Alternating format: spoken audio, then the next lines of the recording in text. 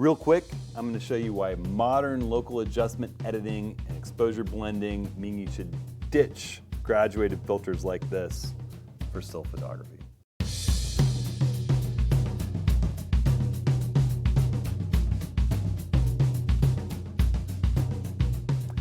Well, hey everyone, it's Hudson, and in this quick tip video, I want to disavow you of your use of graduated filters for still photographs. The only time I ever use them anymore is for video or for time lapse. I'll tell you why later. But let me just showcase what I think is wrong with graduated filters for stills. And it's the fact that, I'll show you this image from 2005, back when I was still using graduated filters. There's never, well, occasionally, but it's very rare that nature provides you with a straight line of tonal contrast in the field. Usually there's a triangle like this, or there's a tree rising up in the frame. In this case, I've got a mountain rising up in the frame, and there's no way to put a straight line across here without darkening part of the image. This is the Arctic National Wildlife Refuge on a traverse of the Brooks Range that I did with two friends back in 2006. And I'm pretty sure I was hand-holding a 3-stop soft graduated neutral density filter in front of my Nikon D200 for this image. And it's the only way I have blue sky and puffy clouds, but these days I would just bracket to ensure that I had the detail from the sky and the detail from the foreground in a burst, holding really still, and then blend those and locally adjust them. Let me show you what I'm talking about with local adjustments. Here's an image from the Tetons, and I'm going to jump in and develop. This is from a scouting trip last year, and I shot this with my Nikon Z7. Here's the straight raw file, straight out of the camera.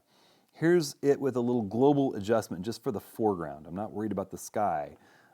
Here's dropping a digital graduated filter in, just like the one that you might use out in the field, but a digital version. And you can see how it's got that obstructing line down across the mountains. It's kind of darkening part of the frame. Things don't look quite right, just like with a glass filter. But if I just make a couple of adjustments to this, I'm gonna open up my panel here on the right, and I'll show you what I've done here. I'm gonna click on the graduated filter tool that I used to put this in here. And there's a much more detailed video about this entire image in the full edit, both in On1 and Lightroom, that I'll link in the video description about local adjustments.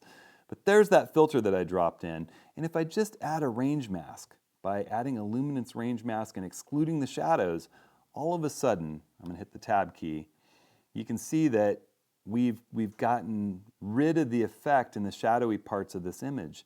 And now all of a sudden, I'll click done, we've equally adjusted the brighter parts of the frame without messing with any of the darker parts. So now we're not dealing with a straight line anymore.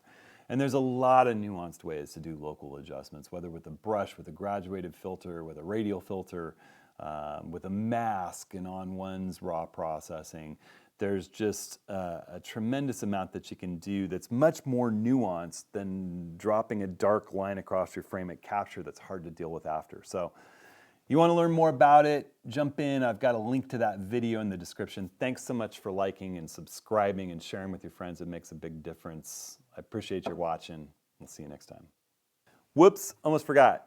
I said I'd tell you why I still hold on to some of these graduated filters for time-lapse and video. If you think about it, the light, the subject matter, sometimes the camera is moving in video and time-lapse in a way that you can't go in and do local adjustments. Plus, you don't have the latitude to do local adjustments with video. The format's so compressed, there's not as much data. So you just don't have the flexibility to do the kind of editing that you can with stills.